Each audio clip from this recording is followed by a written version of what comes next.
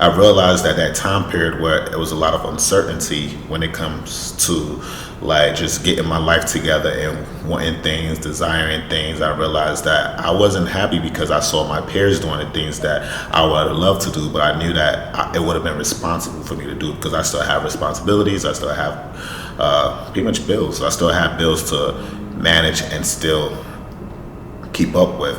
And also, my personal and social life took a very big dive because it's not everybody that you explain the transition to. It's not everybody that's going to understand the transition. People still want you to do the things that you were able to do prior to, and not understanding that, like, okay, there might be a reason why he's not doing certain things anymore. Alright, so good morning. Welcome back to the channel. If you haven't liked or subscribed yet, please make sure you do so. For all the people who are new to the channel, welcome. My name is Akin, or Anthony, whatever you want to call me. I am okay with either or. So, some of you guys are new from Instagram. You guys follow me from Instagram. I appreciate y'all for coming over and subscribing to the channel. I want to give a little quick background on myself. So, for those who are pretty much OG subscribers, appreciate y'all for even watching past this, right?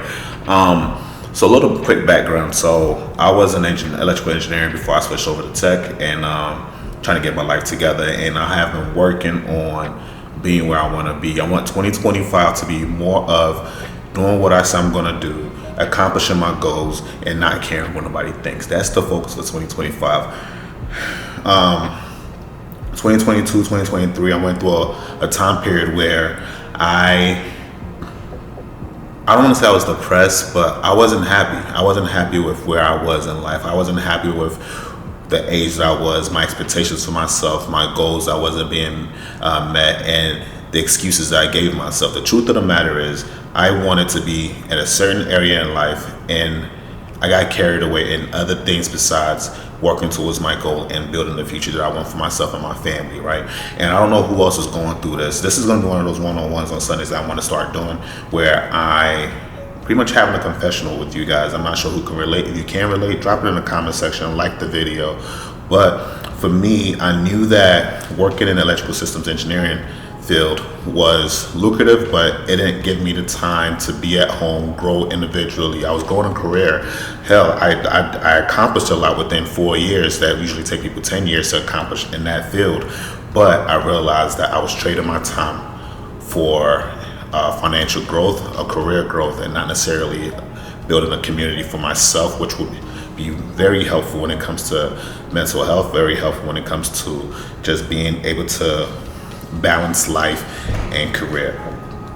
I transitioned into tech when I weighed up my options of, okay, how can I maintain my desires in life and also balance out my wants in life, right? And also my, trajectory when it comes to family and being with somebody and raising a child and everything. I wanted to have a lot more time at home, a lot more time to nurture the environment or the community that I love, that I want to be around growing old. So that's part of the reason, actually the main reason I transitioned into tech, even though it was a pay cut, but I was able to maneuver around tech, able to at least come close to where I was at with electrical systems engineering. Fast forward, I realized that that time period where it was a lot of uncertainty when it comes to like just getting my life together and wanting things, desiring things. I realized that I wasn't happy because I saw my peers doing the things that I would have loved to do, but I knew that it would have been responsible for me to do because I still have responsibilities. I still have pretty much bills. I still have bills to manage and still keep up with.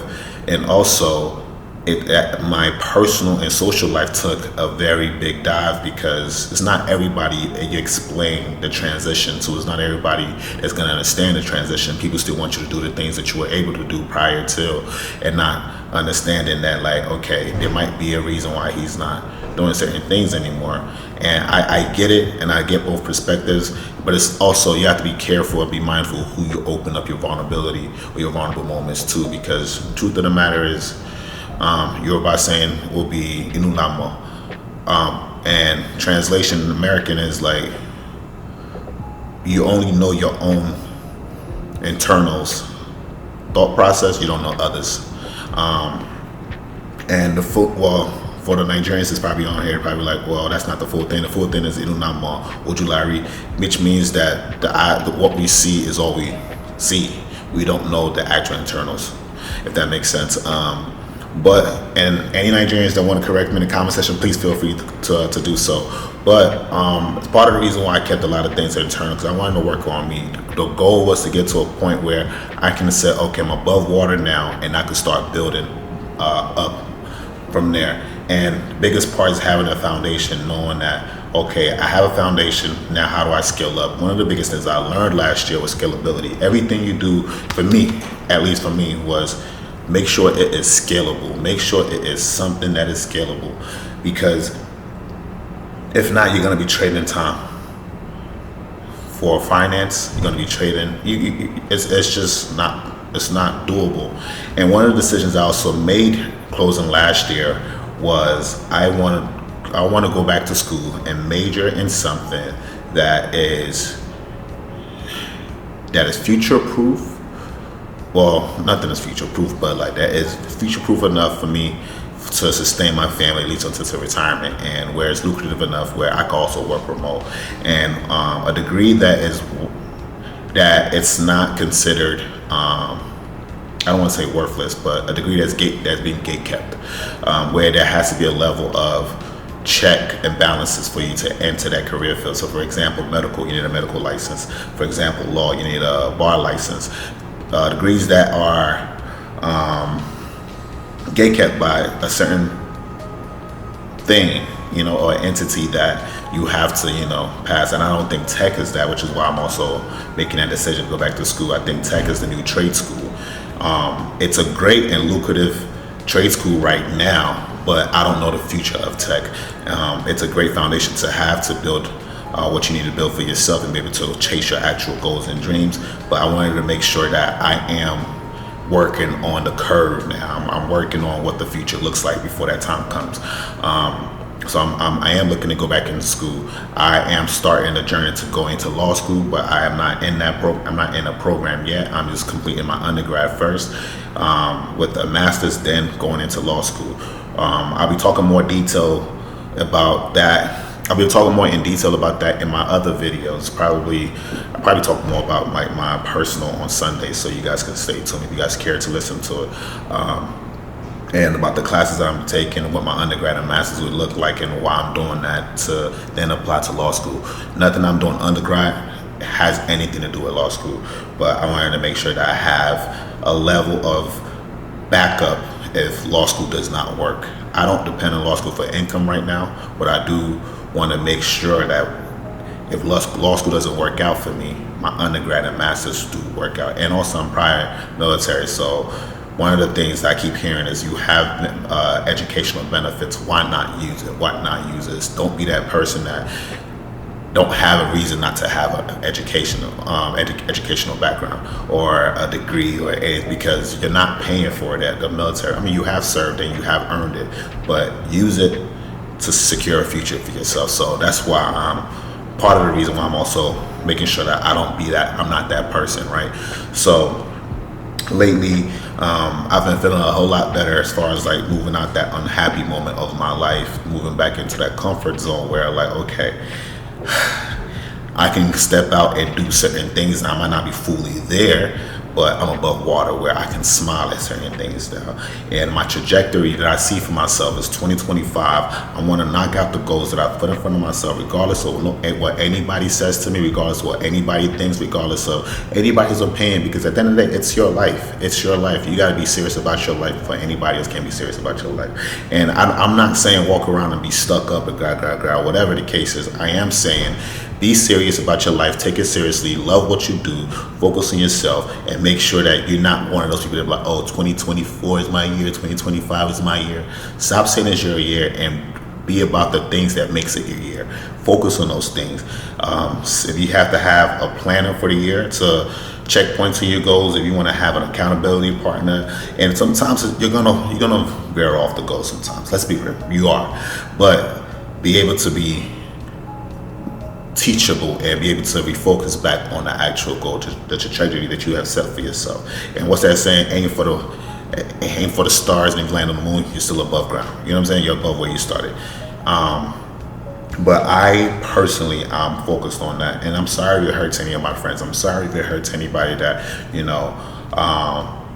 might feel like I might not have the full time or capacity to be there for them as much as I can.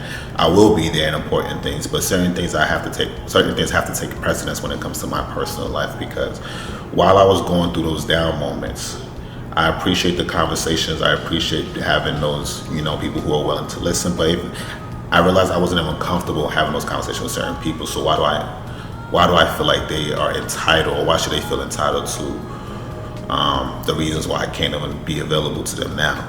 I realized a lot of things. It helps you sort. It's funny enough, there's a quote: the darkness of your life helps you sort things out in the light. And I'm not sure if I'm saying it right. So pretty much the dark moments in your life is the most clearest moments that you will ever have, because you see things for what it is.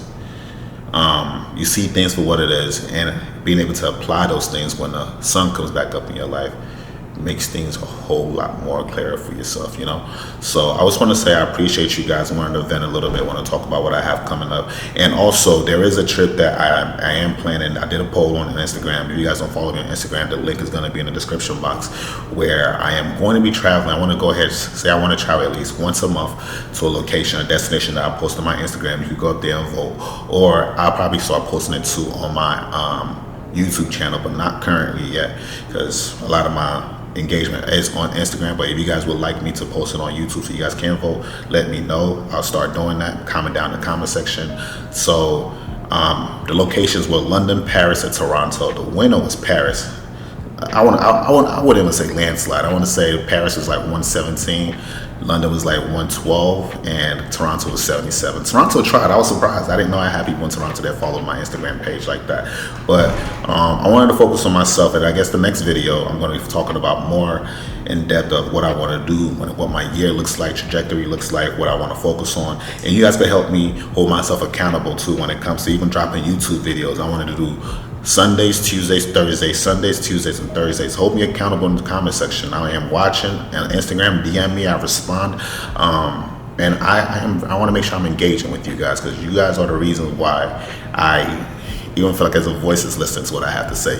I appreciate y'all. Like, subscribe to the channel. And on my IG, I want to talk about more tech stuff, but I don't know how to go about it yet. Whether I'm going to do I don't want to do Patreon. I don't want to do any of that. But if you guys have any suggestions, let me know. And like, subscribe. Love you guys. Bye. Happy Sunday too, by the way.